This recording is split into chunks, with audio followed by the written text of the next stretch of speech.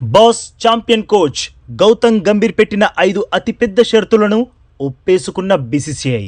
దీంతో ఆ 5గురు ఛాంపియన్ ప్లేయర్స్ ఓడిఐ స్క్వాడ్ నుండి అవుట్.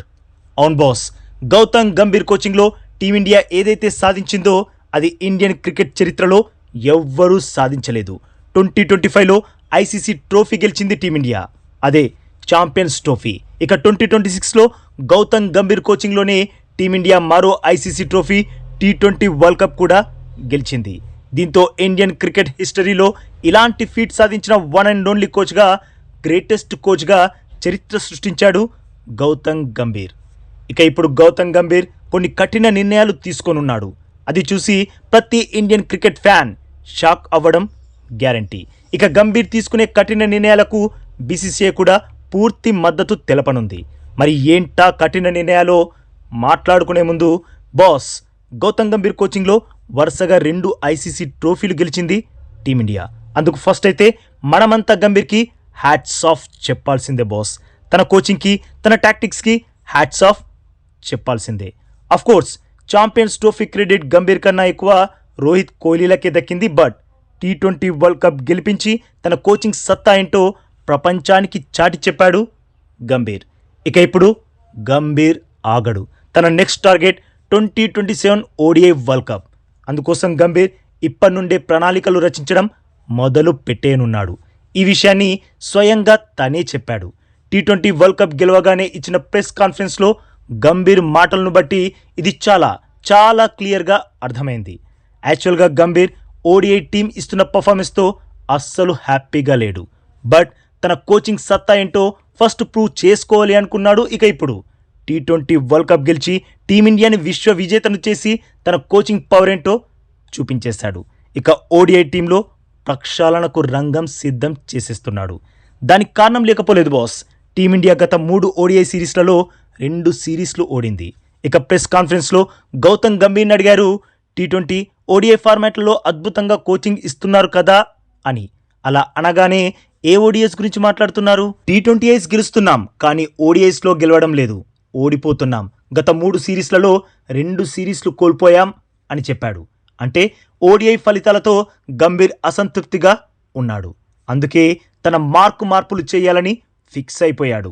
అందులో భాగంగా 5గురు సీనియర్ ఛాంపియన్ ప్లేయర్స్పై వేటు వేయడానికి సిద్ధమైపోయాడు. ఆన్ బాస్, T20 వరల్డ్ కప్ ముగిసింది. ఇక నెక్స్ట్ ఓడిఐ వరల్డ్ కప్ 2027.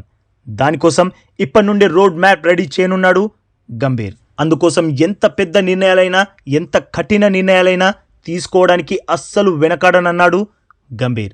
దాన్ని అడ్డుకునే వారు కూడా ఎవ్వరూ లేరు. యాక్చువల్గా బీసీసీఐ అందుకు సంబంధించిన పూర్తి స్వేచ్ఛ గంభీర్కి ఇచ్చేసింది. ఏదేమైనా ఓడిఐ వరల్డ్ కప్ గెలవడం ముఖ్యం. అందుకోసం ఎలాంటి నిర్ణయాలు తీసుకున్నా మేం అడ్డుకోం అని బీసీసీఐ నుండి క్లియర్ మెసేజ్ గౌతమ్ గంభీర్కి చేరింది. మరి గంభీర్ ఎలాంటి నిర్ణయాలు తీసుకొనున్నాడో చూసేద్దాం. ఏ 5గురిపై గంభీర్ గురి పెట్టాడో కూడా తెలుసుకుందాం. గంభీర్ ఫస్ట్ టార్గెట్ రోహిత్ శర్మనే. ప్రస్తుతం రోహిత్ శర్మ పర్ఫార్మెన్స్ అంత గొప్పగా అయితే ఏమీ లేదు. ఆస్ట్రేలియా సిరీస్లో అద్దరగొట్టేశాడు. బట్ ఆ సిరీస్ టీమిండియా ఓడిపోయింది. ఆ తర్వాత జరిగిన 2 సిరీస్లలో రోహిత్ తన రేంజ్కి తగ్గ పరుగులనైతే సాధించలేకపోయాడు. దీంతో 2027 వరల్డ్ కప్ని దృష్టిలో పెట్టుకొని రోహిత్ని మెల్లిమెల్లిగా టీంకి దూరం చేసే పనిలో ఉంటాడు గంభీర్. అది ఈ ఐపీఎల్ 2026 ముగియగానే ఆల్మోస్ట్ ప్రతి ఒక్కరికి క్లియర్గా అర్థమైపోతుంది. ఇక Gambhir next target Virat Kohli. Kohli bat నుండి పరుగుల వరదైతే పారుతుంది. అయినా గంభీర్ కోహ్లీని తప్పించే ఆలోచనలోనే ఉన్నాడు. అది ఎలా చెబుతున్నానంటే బాస్, మాటిమాటికి గంభీర్ పర్సనల్ మైల్ స్టోన్స్ కోసం ఆడడం కాదు, పర్సనల్ మైల్ స్టోన్స్ని సెలబ్రేట్ చేసుకోవడం కాదు. టీం మ్యాచ్ గెలిచినప్పుడు, టీం సిరీస్ గెలిచినప్పుడు మాత్రమే ప్లేయర్స్ సెలబ్రేట్ చేసుకోవాలి అంటున్నాడు. నాకు అలాంటి ప్లేయర్సే కావాలి, కానీ 96 పరుగుల వద్ద ఉన్న బ్యాటర్ తన సెంచరీ మైల్ స్టోన్ని అందుకోవడానికి 4 బంతులు వేస్ట్ చేసే ప్లేయర్ నాకు అవసరం లేదు. నెక్స్ట్ బంతికే బౌండరీ బాది అక్కడే ఫినిష్ చేసేయాలి అంటున్నాడు.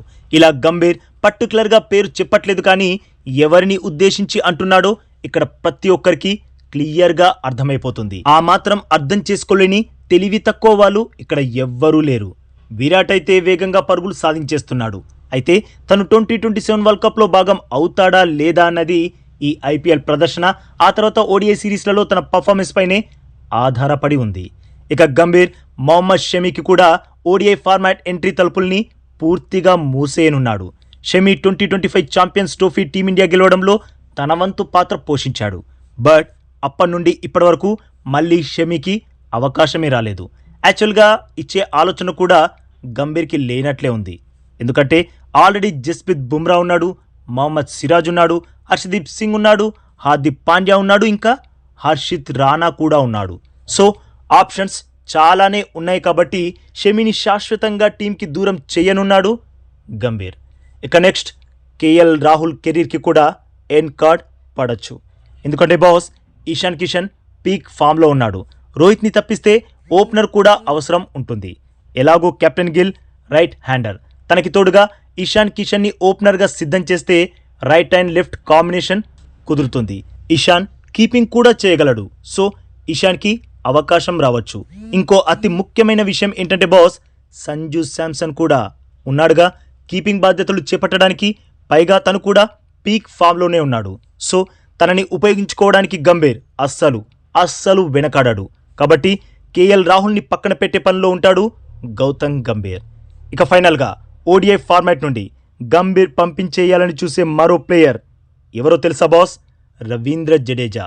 తన స్థానంలో అక్షర్ పటేల్ని ఓడిఐ ఫార్మాట్లోకి తేవడం ఆల్మోస్ట్ కన్ఫామ్.